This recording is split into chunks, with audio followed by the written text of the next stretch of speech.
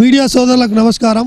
నా పేరు కత్తి స్వామి, గూడూరు మండల బ్లాక్ కాంగ్రెస్ అధ్యక్షులు అండ్ లోకల్ ఎంపీటీసీ కూడా.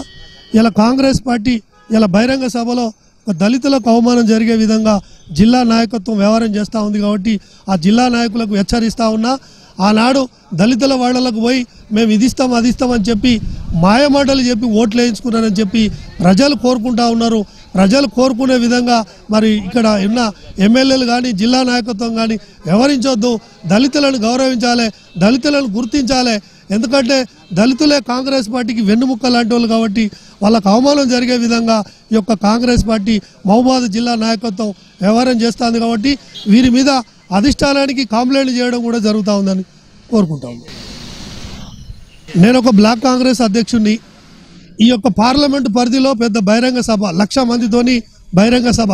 ఆ బహిరంగ సభలో బ్లాక్ కాంగ్రెస్ పేరు అనేది 150 మందిలో నా పేరు లేకపోవడం బాధాకరంతోనే నేను ఇలా అధిష్టానానికి కంప్లైంట్ చేయడం జరుగుతూ ఉంది. అవును, జిల్లా అధ్యక్షులు నిర్లక్ష్యం వల్లనే. జిల్లా అధ్యక్షుడు ఆడ కూర్చొని మండల పార్టీ ప్రెసిడెంట్ ఎవరు, బ్లాక్ ప్రెసిడెంట్ ఎవరు, జిల్లా నాయకులు ఎవరు అనేది చెప్పి లిస్ట్ పెట్టాలి. మండల వైజ్గా లిస్ట్ పెట్టాలి. మండల వైజ్గా వేదిక పైకి ఎక్కించి మరి ఆనాడు మేము ఎన్నికల కోసం ఓట్ల కోసం మేము ప్రతి గ్రామం తిరిగినాం. కాబట్టి ఇలా రేవంత్ రెడ్డి గారు వస్తూ ఉన్నారు. కాబట్టి వారు ఏ వేదిక ఎక్కాలని మాకు కూడా ఉంటుంది. కానీ మా పేరు ఒక మాదిగోడు అని చెప్పి పక్కన పెట్టడం ఈ యొక్క దొరల నియంత్రణతనం అని చెప్పి నేను గుర్తు చేస్తా ఉన్నాను.